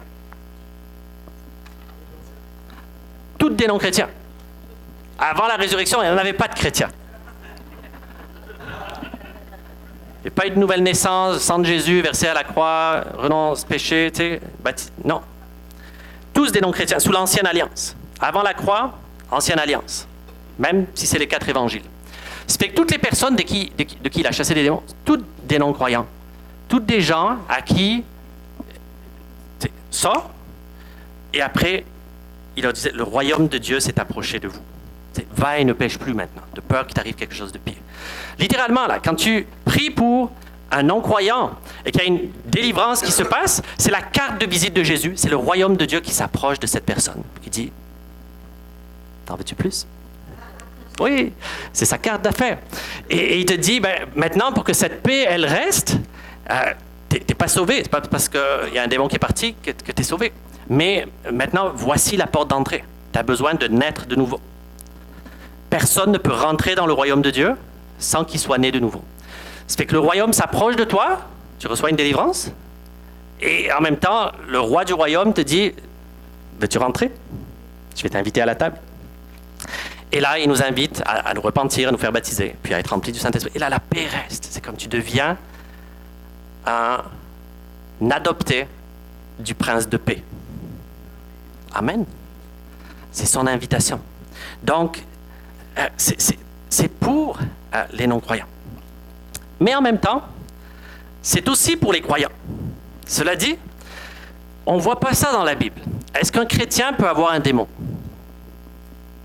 On ne voit pas ça dans la Bible, puis c'est vrai qu'on ne voit pas ça dans la Bible. Et moi je crois, et c'est mon opinion, qu'il y a des raisons pour ça. Qu'à l'époque de l'Église primitive, ces trucs-là, ce n'était pas perdu. Tu comprends? Jésus, il chassait des démons à tous les jours. Et les disciples ont été équipés à faire la même chose aussi. C'est quand on lit dans le livre des Actes, ils faisaient les mêmes trucs que lui. Tu lis dans Acte 8, Philippe se pointe à Samarie, c'est tous des inconvertis, il commence par prêcher l'évangile. En fait, il commence par chasser les démons. Il prie pour les gens. Il y a des gens qui sont guéris, des gens qui sont délivrés, des démons qui quittent avec des grands cris. Et là, il leur annonce l'évangile. Le royaume de Dieu s'est approché de vous. Et ceux qui crurent ce jour-là furent baptisés. Ça, c'était l'expérience, ou le genre de standard de l'Église primitive. Qui, aujourd'hui, ici, peut dire que ton expérience a été à peu près comme ça? Quelqu'un a prié pour toi, à peu près dans la même journée. Chassé des démons, tu as présenté l'Évangile, tu t'es repenti, tu t'es fait baptiser. Qui? Oui, à peu près, là.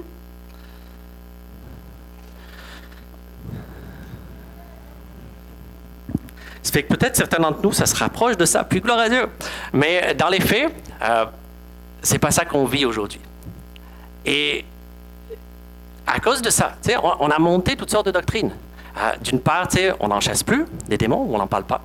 Et on a bâti nos doctrines, la prière de repentance, pris la prière, maintenant, OK, tu as reçu ton ticket, tu vas au ciel, tu es sauvé, et puis tu es chrétien, tu ne peux plus avoir de démons maintenant, c'est fini. nouvelle création. Toutes choses anciennes, passées.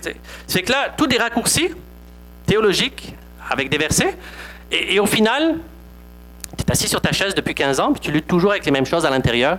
Puis tout ce qu'on te dit, dans le fond, c'est lis plus ta Bible. Prie plus, ça va partir. Tu peux. C'est juste une oppression. On va les lier. C'est tout du langage, dans le fond, qu'on a développé, puis des raccourcis théologiques qui font que on ne ressemble plus au livre des Actes. On ne ressemble plus à l'Église primitive. On ne fait plus les mêmes trucs. On n'a plus les mêmes expériences. Ça fait que l'invitation du Seigneur aujourd'hui, c'est « let's go back ». Utilisons le même langage, les mêmes principes, les mêmes pratiques. Et dans une génération, on ne se posera plus ces questions. Ça n'aura plus l'air weird, ce que je vous dis là ce soir. Ça sera redevenu la norme.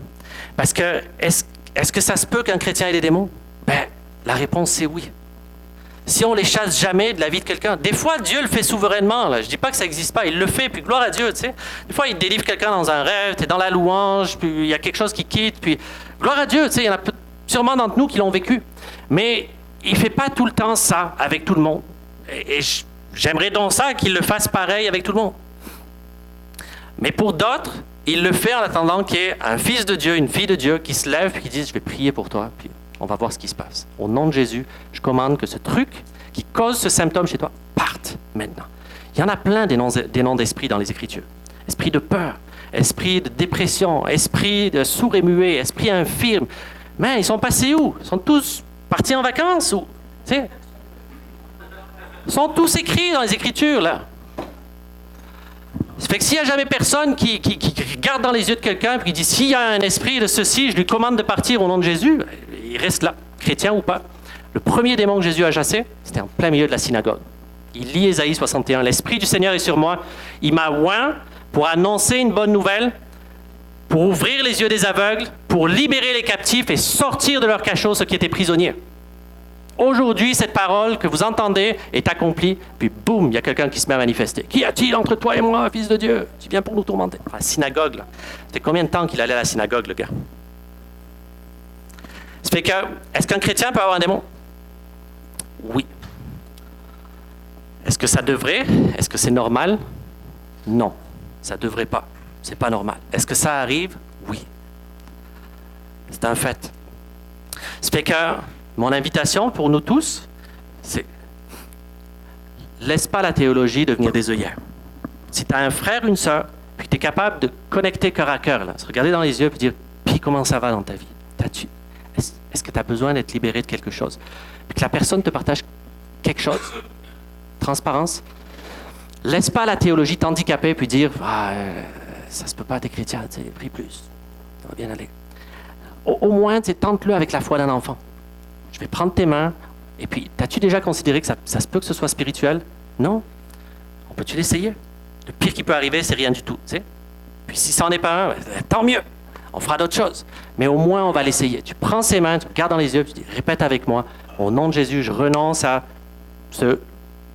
cette montagne, c'est ce tourment, cette dépression, cette anxiété que je vis, je renonce à whatever, name it. Saint-Esprit, libère-moi. Puis là, tu prends autorité dessus comme un pitbull. Pouf! Je te commande de partir maintenant. Tu gardes tes yeux ouverts, puis tu chasses cette affaire-là. S'il n'y a rien qui se passe, tant mieux, sois béni. S'il y a quelque chose qui se passe, tu vas le voir rapidement.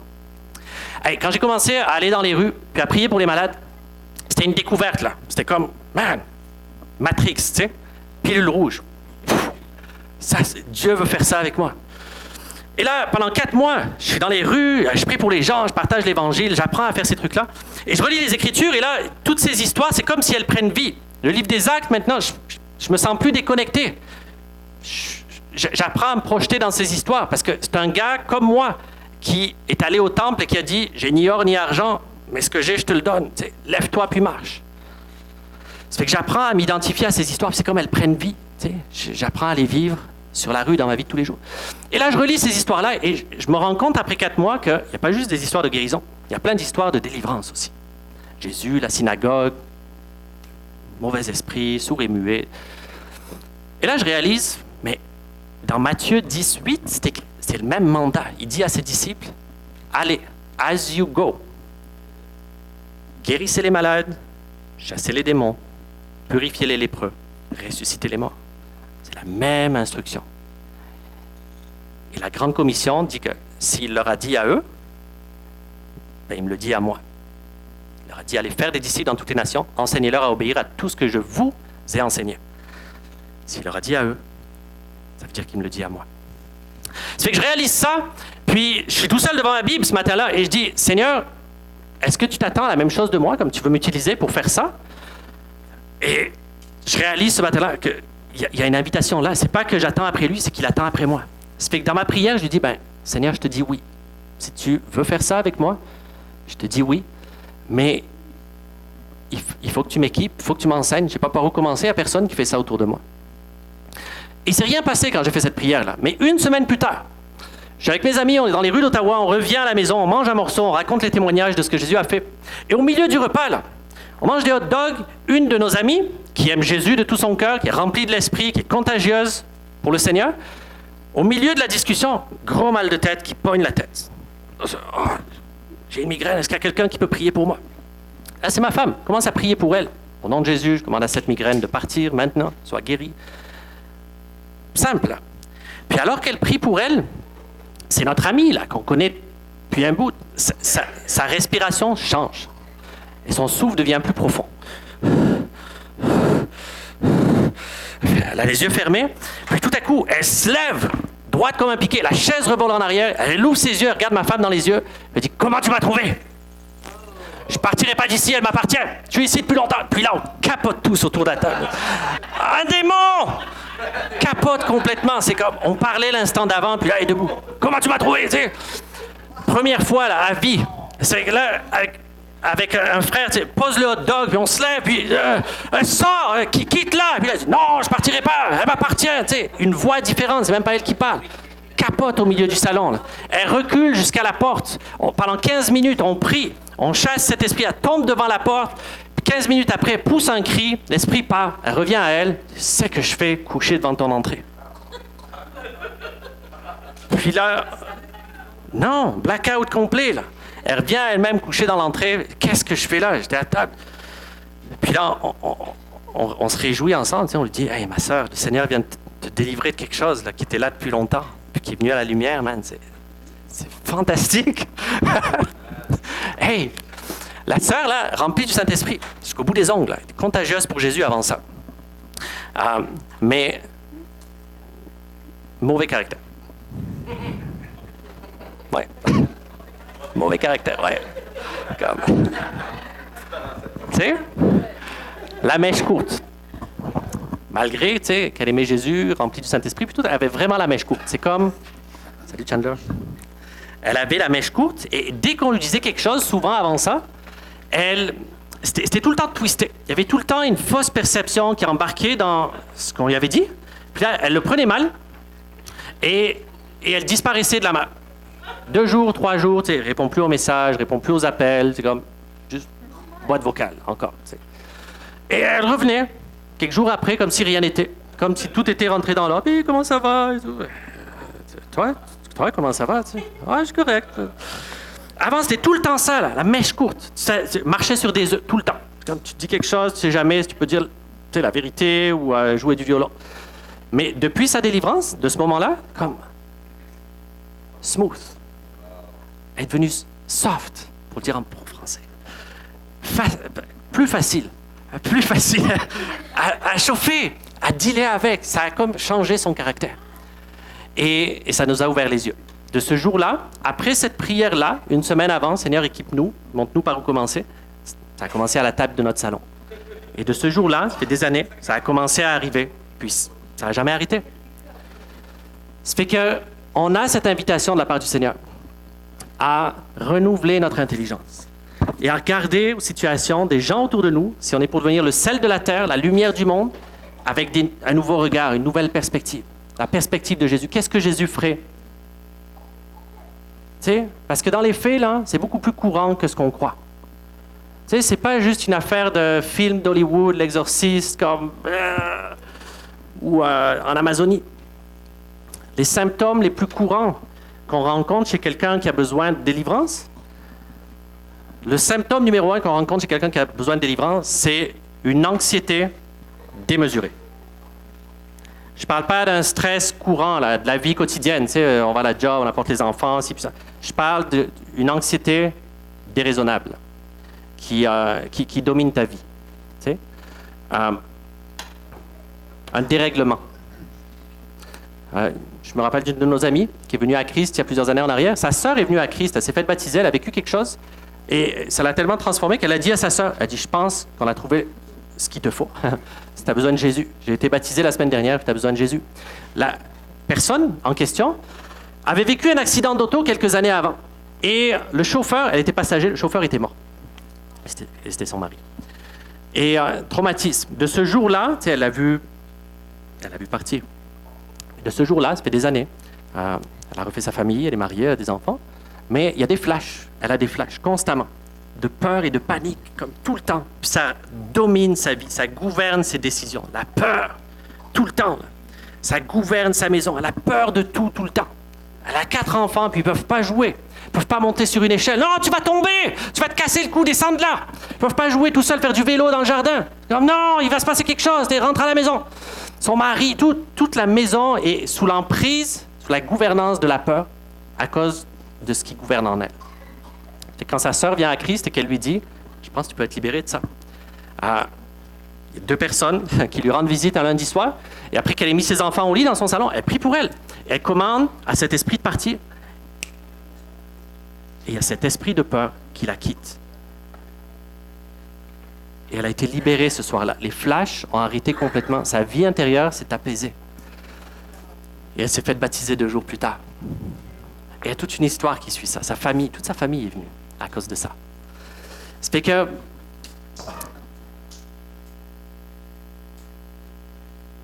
est-ce qu'un chrétien peut avoir un démon? Oui. Laisse pas la théologie t'empêcher de répondre à ces besoins-là. Et c'est ça. C'est vraiment courant. Et l'anxiété, j'ai retrouvé mon fil. Je l'ai. C'est le symptôme numéro 1 que les gens rencontrent, que quelqu'un qui a besoin de délivrance rencontre. Un autre symptôme qui revient souvent, c'est des pensées intrusives. Des pensées intrusives noires, obscures, condamnation, suicidaire, d'évaluation. It's your self-talk, ce qui se dit dans ta tête. Que peut-être quelqu'un t'a dit un jour, puis qui est venu à se répéter, puis que tu es venu à croire, et qui parle tout le temps, comme un robinet qui fuit. Ploup, ploup, ploup. T'es pas bonne. Ploup. Tu vaux rien. Ploup. T'as pas d'allure. T'es pas faite pour être ici. Ploup. Ils t'aiment pas. Ils veulent pas de toi. Ploup. Mais fais à tes jours. Ploup. Un robinet qui fuit tout le temps. Du tourment intérieur qui n'arrête jamais. C'est des pensées intrusives. Et ça fait partie des symptômes les plus courants de quelqu'un qui a besoin de délivrance.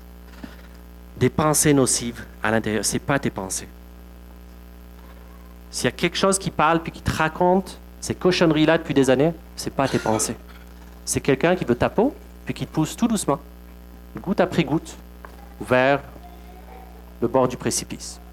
Et qui cherche juste à tuer, voler puis détruire. Et c'est un des symptômes les plus répandus. Les pensées intrusives de perversion, des flashs qui reviennent tout le temps. Tu les cherches même pas. C'est même pas parce que tu te nourris de ça devant ton ordi. C'est là, ça revient tout le temps. Tu peux pas lire ta Bible ou prier, ça vient comme du harcèlement. Des cauchemars, des paralysies du sommeil, super courant. L'impression dans notre sommeil d'être attaqué par une créature invisible, d'avoir un rapport sexuel et de se réveiller comme en étant littéralement là, sans pouvoir bouger. Si je demandais parmi nous, est-ce qu'il y a quelqu'un qui a déjà vécu ça, il y aurait probablement des mains qui se lèveraient ici aussi. Là. C'est extrêmement courant, les paralysies du sommeil. Et c'est spirituel. La plupart du temps, c'est spirituel. Des symptômes courants qu'on trouve chez quelqu'un qui a besoin de délivrance, une colère incontrôlable, des accès de rage incontrôlés, qui prennent le dessus. C'est comme tu tournes une nouvelle personne. Ça domine tes décisions, tes comportements. C'est comme pouf, une fois que le piton est allumé, c'est double face. Ça fait partie des symptômes. Je ne suis pas en train de dire que tout le monde qui a de la colère, c'est un démon, tu as besoin de délivrance. Je suis en train de dire que c'est un symptôme courant chez quelqu'un qui a besoin de délivrance, qu'on retrouve souvent. Cauchemars récurrents. Est-ce que je parle à quelqu'un? C'est beaucoup plus courant que ce qu'on imagine. Et il y a du monde qui vit ces réalités-là, puis qui n'en parle pas, à ta job, peut-être même dans ta maison, dans ta famille. Puis la réponse, c'est Jésus, mais c'est Jésus en toi, pour faire sortir ces personnes-là des chaînes de la captivité. Ça fait que... Oui, dis-moi. Comment est-ce que Saint-Esprit en nous, Jésus en moi, peut cohabiter avec... Oui, merci de poser la question. Ça fait que, comment est-ce qu'on explique ça? Écoute, la Bible donne un terme qui est la clé pour comprendre ça. Vois-tu, quand on parle de démons, le mot qui nous vient à l'esprit, automatiquement, c'est possession. C'est possession. Il est possédé par un démon. Et dans les faits, le texte originel de la Bible ne donne pas ce mot-là. Possession, c'est un mot ça veut dire que tu appartiens à quelqu'un. OK? Si tu es possédé par Dieu ou par un démon, tu lui appartiens. Le terme que la Bible utilise quand elle parle de quelqu'un qui avait un mauvais esprit, c'est pas possédé par, c'est sous l'influence de. Le terme, c'est démonisé, qui est dans la parole de Dieu. Et être sous l'influence de, ça ne veut pas dire que tu appartiens à. Ça fait que ce que la Bible enseigne pour nous autres, les êtres humains, c'est qu'on est fait en 3 parties. On a un esprit, une âme et un corps. Avant qu'on naisse de nouveau, notre esprit il était mort. On vivait par nos 5 sens, l'âme et le corps. Quand on vient à Christ, notre esprit devient né de Dieu et joint à l'esprit de Dieu. Et ça, cette portion-là de notre être, elle fait que tu appartiens à Dieu. C'est le cœur de ta personne. C'est là où le Saint-Esprit réside, avec ton esprit. Puis ça, c'est incorruptible. Tu comprends? Il y a personne qui peut venir prendre ce droit-là. Tu appartiens à Jésus. Tu es en Christ. Mais dans notre âme, puis dans notre chair, dans notre corps, là, il y a encore une possibilité qu'on soit affligé. Comme on est tenté par notre chair, des fois, de tomber dans le péché, on peut être tenté tout aussi bien par un esprit, tu comprends, qui tend son hameçon. Puis si on mord à l'hameçon, encore et encore, je ne suis pas en train de dire que comme chrétien, tu pognes un démon demain matin. Je suis en train de dire surtout que si tu n'as jamais eu de délivrance, peut-être que tu as besoin de passer par là. Une fois que tu l'es, puis que tu es en Christ, je crois que tu bénéficies d'une protection. Tu es en alliance avec Dieu, puis il y a comme... Il veille sur toi. Okay? À part si tu te jettes et que tu te vautres et que tu continues, puis que tu ne reviens pas, tu bénéficies d'une protection. Mais pour le reste, moi, c'est comme ça que je l'explique. Ton esprit, incorruptible, l'âme et le corps, tu peux être affligé dedans par un mauvais esprit pareil. Ça fait que pour le roi Saül, par exemple, dans le livre de 1 Samuel, ça dit que, il n'était pas chrétien là, mais ça dit que quand il a désobéi, il y a un mauvais esprit qui est venu sur lui, qui le tourmentait avec de la peur et de la dépression. Pour lui, cet esprit-là, il l'affligeait dans son âme. Peur et dépression, c'était intérieur. Mais Jésus a prié pour une dame atteinte d'une perte de sang, 18 ans. Quand il l'a délivrée, il a dit aux gens, c'est Satan qui la tenait liée depuis 18 ans. C'était un esprit qui l'affligeait dans son corps. Est-ce que ça répond à ta question? OK. Là, je suis donc en AFP. Ouais. J'ai eu un sérieux problème d'alcool. J'ai ressenti... Ça, je pense à toutes les décisions. Ça a été ma décision, je m'en rappelle. Yes. J'avais l'impression que ma gorge s'ouvrait. J'avais toujours soif. Fait que ça, c'était comme le mauvais esprit après moi. Right. Ça se peut. C'est un des symptômes, quelqu'un qui a besoin de délivrance, c'est des addictions, souvent. L'addiction devient tellement forte, tu as des pulsions, puis elles peuvent être créées par un esprit, et le seul moyen d'assouvir la pulsion, c'est caler la bouteille, ça t'apaise, et le lendemain, la pulsion revient, puis c'est le même cycle, le cercle vicieux, dans le fond. Tantôt, tu disais, quand t'es tombé, parce que c'est quoi le combat spirituel? On est rendu où dans tout ça? Parce que, mettons, tu parles tu sais, comme je me fais achaler, là, tu sais, c'est comme si c'est fort de pas de. Regarde, là, t'aurais dû, t'aurais pu, t'aurais voulu, t'es pas assez bon, t'es pas assez ci, t'es Ouais. pas assez ça. Attends, qu'est-ce que tu disais tantôt? Yes. Moi, je le perçois comme c'est un mensonge. Ouais. Ce que Dieu dit, c'est ça. Je me bats contre, là. Ouais. C'est un combat spirituel. C'en est un. Le mauvais esprit, c'est fatigue, quoi. Il est fatigué. Ben, c'est ça sa mission, c'est de te fatiguer. La délivrance, c'est quand tu crois. La délivrance, c'est quand il part. Hein? La délivrance, c'est quand il part, puis que ça arrête. Parce que C'est quand tu es libre. ce qui veut dire, c'est quoi la différence entre être oppressé par le démon et le démon qui t'attaque dans tes pensées par un mensonge? Oui. Je vais en venir à ça, mais dans les faits, la Bible, elle n'utilise pas ces concepts-là. Tu sais, de savoir s'il est dehors de toi, puis qu'il cogne à ta porte, ou s'il est en toi, c'est comme... Elle n'en parle pas de ça, la Bible. Jésus a dit, chassez les démons, chassez-les. Elle n'a pas dit, liez-les, elle n'a pas dit, faites-les taire, il dit, chasse-les. Prends autorité dessus, dans le nom de Jésus, sors, quitte, pars et reviens plus. Tu sais? Ça fait que la réponse, pour quelqu'un qui vit des choses comme ça peut être la délivrance. La possibilité Ouais. que ça t'arrive à toi, c'est quoi? Des attaques comme ça? Non, tu as besoin de délivrance. C'est quoi la possibilité que ça t'arriverait à toi d'avoir besoin de délivrance? Ben, j'en ai vécu. Ouais, mais ça peut revenir. C'est quoi qui manque? Tu vois ce que je veux dire? C'est mon combat, c'est quoi? C'est je reconnais comment?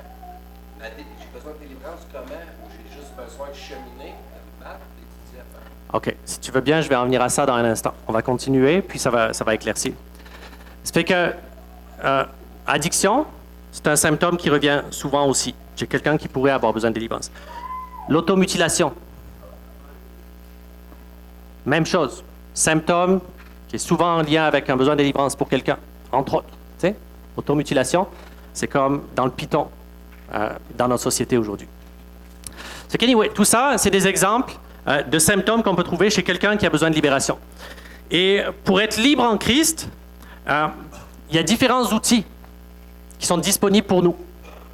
La délivrance, chasser les démons, ça en est un. Mais ce n'est pas juste ça pour être libre en Christ. Parce que Jésus est venu pour libérer les captifs, il est venu pour nous libérer, mais pas juste des démons.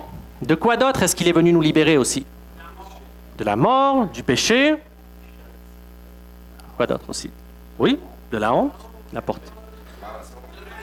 Mensonge, du rejet. Oui, il est l'esprit de vérité. Il est venu nous libérer du jugement, tu sais, de la conséquence de nos péchés, de toutes ces choses-là. Il est venu nous libérer de plein de choses. Ça fait que la délivrance, c'est la clé pour la libération de démons. Mais il est aussi venu pour nous libérer de nos péchés. Et parfois, la réponse, pour qu'on soit libre en Christ, c'est pas juste de chasser les démons. C'est l'Évangile. Quand on a besoin d'être libéré de nos péchés, c'est pas juste de chasser l'esprit de péché. On a besoin de se repentir et de suivre Christ, d'être baptisé, puis de devenir une nouvelle création. Et là, il est venu pour qu'on soit libéré de nos péchés à ce moment-là. Donc, comment est-ce qu'on discerne ça quand on va prier pour les gens autour de nous, nos amis, nos frères et sœurs? On commence par poser ce genre de questions-là. Parle-moi de ta nouvelle naissance. Est-ce que tu es né de nouveau? Ta repentance, ton baptême, comment ça s'est passé? Est-ce que tu luttes avec quelque chose aujourd'hui? Si tu sais que la personne lutte avec quelque chose, commence par l'Évangile. Parle-moi de ta conversion. Avec ce qu'on a vu ce matin, ça se peut que ce soit la clé. Tu sais, je pense que peut-être tu as bypassé l'étape de la repentance. Peux-tu te partager quelque chose? Puis la réponse pour cette personne, ça va être peut-être la repentance, c'est le baptême. Puis là, elle va avoir sa victoire. Mais pour d'autres, ça va être, peut-être tu as besoin de délivrance. As-tu déjà imaginé ça? On peut-tu prier ensemble, voir s'il se passe quelque chose? Ça se peut que ce soit spirituel. Puis on va voir, on va discerner. Et pour certains, c'est ça la réponse.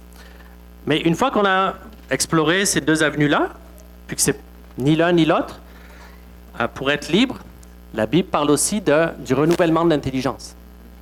Où là, on est à la lutte avec des mensonges, des forteresses, des fausses croyances à propos de nous, ou à propos de Dieu, ou à propos des autres, comme le rejet, C'est ce que ça produit, le rejet. Ça devient une forteresse qui peut être nourrie par un esprit éventuellement, mais une forteresse, un système de fausses croyances qui fait que tu te sens toujours rejeté. Le rejet, quand cette forteresse elle est établie en toi, elle va te faire entendre des trucs que les gens n'ont pas dit à propos de toi. Tu vas filtrer tout ce que tu entends et tout ce que tu vois dans tes interactions comme à travers la lentille du rejet et toujours voir quelque chose qui n'était en fait pas là. C'est trompeur. Quelqu'un qui a vécu de... Quelqu'un qui est aux prises avec unworthiness, le sentiment d'indignité, c'est ça, une faible estime de soi, qui se voit et sent jamais à la hauteur, puis pas assez bon, tout ça. Sentiment d'indignité. Oui, souvent, c'est rattaché à forteresse, des fausses croyances. Je crois que ce que je crois à propos de moi, c'est que je ne serai jamais assez bon pour ça. Puis que j'arriverai jamais à rien. Puis pourquoi je le crois? Parce que quelqu'un me l'a dit. Puis parce que quelqu'un me l'a répété souvent. Et j'en suis venu à le croire. Puis je vis comme quelqu'un qui croit ça. Et parfois, la réponse, pour être libre de ça, c'est la délivrance, mais la Bible parle aussi du renouvellement de l'intelligence. C'est le fait d'identifier ces mensonges-là et de les remplacer par la vérité. Avec la foi. Maintenant, la foi vient de ce qu'on entend. Ce qu'on entend vient de la parole de Dieu. Où est-ce qu'on trouve la vérité? Jésus a dit, vous connaîtrez la vérité, puis elle vous rendra libre. Où est-ce qu'on la trouve? Dans la parole de Dieu. Autant, ça peut être les Écritures, mais autant, c'est la réma aussi de Dieu. C'est toi qui deviens l'ami du Saint-Esprit, puis qui lui demande, Saint-Esprit, je crois ça, je me sens pas bon. Mais qu'est-ce que toi, tu dis de moi? Et le Saint-Esprit qui te parle, puis qui te dit « je t'aime ». Tu as beau savoir que Jésus t'aime depuis que tu es né, mais le jour où le Saint-Esprit te le dit, quand tu lui poses la question, il y a quelque chose qui va tomber à l'intérieur, une forteresse qui va tomber. La foi vient de ce qu'on entend.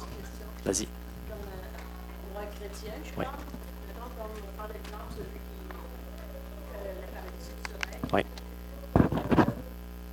Est-ce que par nous-mêmes, on s'en rend compte de tout, à un moment donné, on chasse, on se dit, en haut, là, si on regarde Jésus, qui s'en va, j'ai vécu, est-ce que je l'ai envoyé, ils vont revenir ou ben non, à ce temps que j'ai vécu?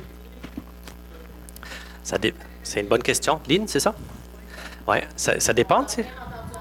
OK. La question, c'est à propos de la paralysie du sommeil. Si quelqu'un l'a vécu, puis en criant Jésus, a ressenti que c'était parti, la question c'est, est-ce que ça peut revenir? Est-ce qu'il faut prier pour? Et alors, qu'est-ce qu'on fait avec ça? Et là, je m'en allais dire que ça dépend. Est-ce que ça s'est reproduit? Avant que je sois capable de prier Jésus, ça m'avait arrivé. OK. Mais c'est comme, on dirait que je pense que je me suis moi-même délivré.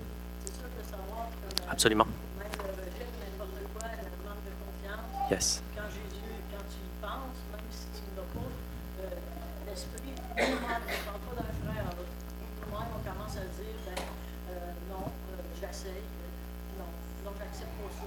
Est-ce que par nous-mêmes, on peut être... Absolument. Oui. Et ça, c'est la partie du renouvellement de l'intelligence. Et d'exercer ton autorité. Tu peux crier Jésus, puis ça peut partir. Tu peux dire, je renonce à cette anxiété qui vient tout le temps, puis je commande que ça parte. Puis ça peut partir comme ça. Déclarer la vérité, puis dire, je refuse de croire ces choses-là à propos de moi. C'est ça le renouvellement d'intelligence. Tu sais, chasser un démon, quelqu'un peut le faire pour toi. Prier pour toi, ça prend 1 minute. Renouveler ton intelligence, il n'y a pas personne qui peut faire ça pour toi. C'est comme, c'est toi, là, dans la présence de Dieu, qui... C'est quoi la vérité, Seigneur? Parle-moi, là.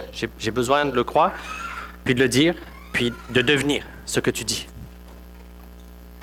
T'as levé la main?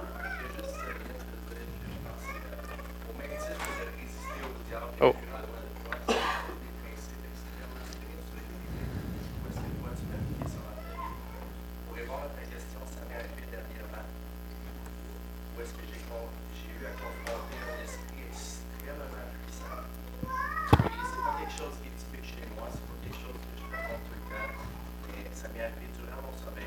l'ai recherché par la suite, mais c'était extrêmement étrange. Puis tout d'un coup, je me suis senti écrasé dans mon lit. J'étais en train de sommeiller.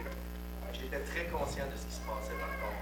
Puis j'étais en train de me faire écraser, puis je savais que j'étais en train de vivre des genres de possessions qui ont eu quelque chose qui essayait de rentrer étrangement. Je blâme probablement un objet qui m'a été donné en cadeau d'une personne qui fait du witchcraft.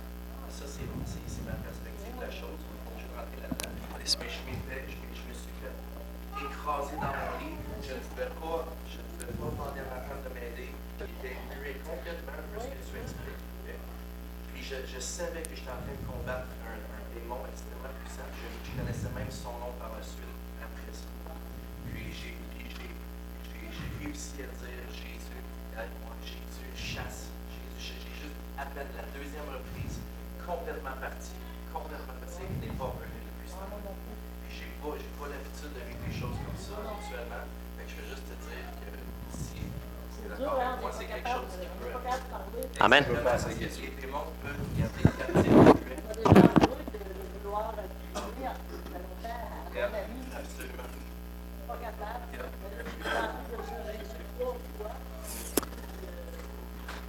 Je pense pas que ça va me ramener parce qu'à ce temps que je le connais, je ne vais pas le.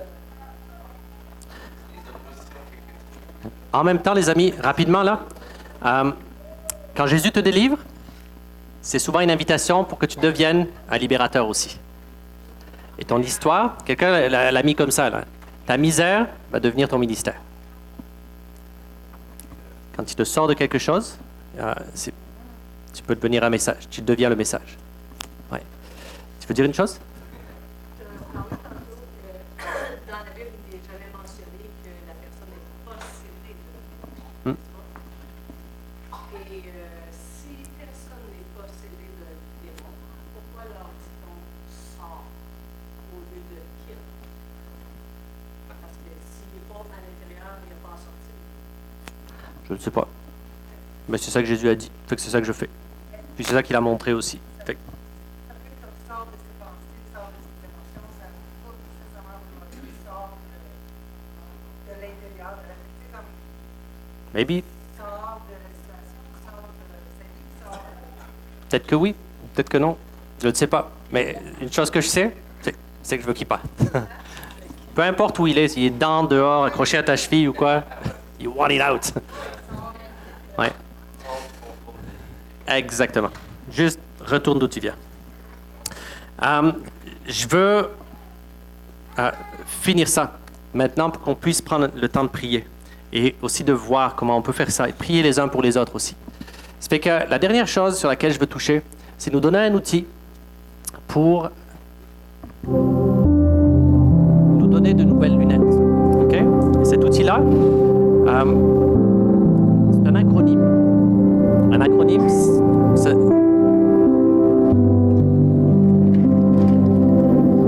acronyme, c'est True Cups. OK? T-R-U-C-O-P-S. A True Cup. What is a True Cup? A True Cup is a True Cup. Un vrai enquêteur. En anglais. OK? Le cup. Ça sert à quoi? Tu ne trouveras pas de True Cup dans la Bible, en grec ou quoi. C'est juste un aide-mémoire. C'est ça un acronyme. C'est un aide-mémoire pour nous aider à réfléchir, puis à aider les autres aussi, quand on va prier pour eux. Un aide-mémoire pour comprendre quel genre de porte ouverte est-ce qu'un mauvais esprit peut utiliser pour avoir accès à la vie de quelqu'un. Donc le T, dans True Cups, c'est pour trauma, un traumatisme. OK? Un traumatisme, un accident, un abus sexuel, émotionnel, abus physique. Traumatisme, peu importe lequel il est. Okay? Pourquoi est-ce qu'un traumatisme fait que quelqu'un peut devenir sous l'influence de mauvais esprits? Je veux dire, si tu as été victime d'un traumatisme, tu n'as rien fait de mal, tu n'as pas choisi. Et c'est vrai. Mais quand on vit un traumatisme, c'est dans notre réponse émotionnelle, on peut ouvrir une porte. On répond à ce traumatisme qu'on a vécu par la colère, par exemple. Par l'amertume. C'est notre personne. On devient nourri de cette amertume-là.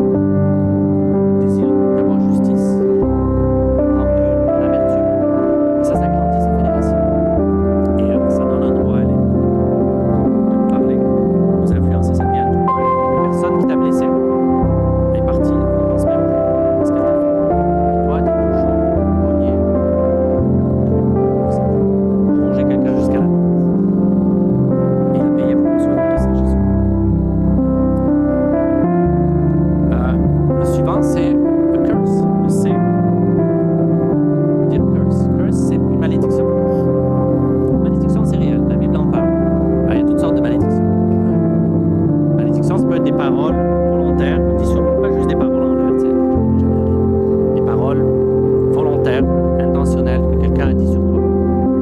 Ça peut venir de là. Ça peut venir de l'idolâtrie aussi. Quelqu'un chez toi, qui a fait un pacte, comme l'exemple que je disais tantôt, une jeune fille, verser son sang, appelle Satan, malédiction. C'est l'invocation de mauvais esprits sur la vie d'une personne, de sa lignée. Et la Bible donne plein d'exemples de malédiction. C'est réel. Une autre, c'est l'occultisme. La pratique de l'occultisme, Ouija, divination, tarot, channeling, les médiums, horoscope, magie, dangereux, peu importe laquelle. Ça fait pas. Franc-maçonnerie, rituel, chamanisme, yoga, voyage astral. Tout en même temps. Occultisme, là, c'est rentrer dans le monde spirituel sans passer par la porte de Jésus. Coller à la mauvaise porte. C'est la mauvaise personne qui. Ça fait que l'occultisme, en général, l'occultisme, ça vient avec des objets. Quand quelqu'un a pratiqué l'occultisme, il y a des coussins dans sa maison. Des cartes, il y a il y a toujours du stuff qui l'accompagne. Ça fait que quand Jésus nettoie la maison, et souvent, il doit nettoyer la maison aussi et sortir les objets physiques dont Adam parlait. Ça peut venir avec un cadeau que quelqu'un nous fait, ou des fois on part en voyage, tu sais, on va dans un pays, puis ça a l'air le fun, tu sais, la magnète de la pyramide avec les dieux, de telle affaire, tu sais, moi, les dieux. Je choisis les chapeaux mexicains.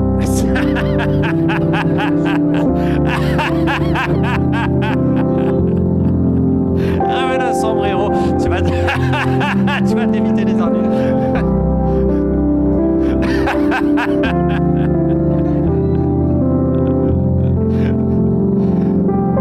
Et puis la dernière porte d'entrée, puis je vais finir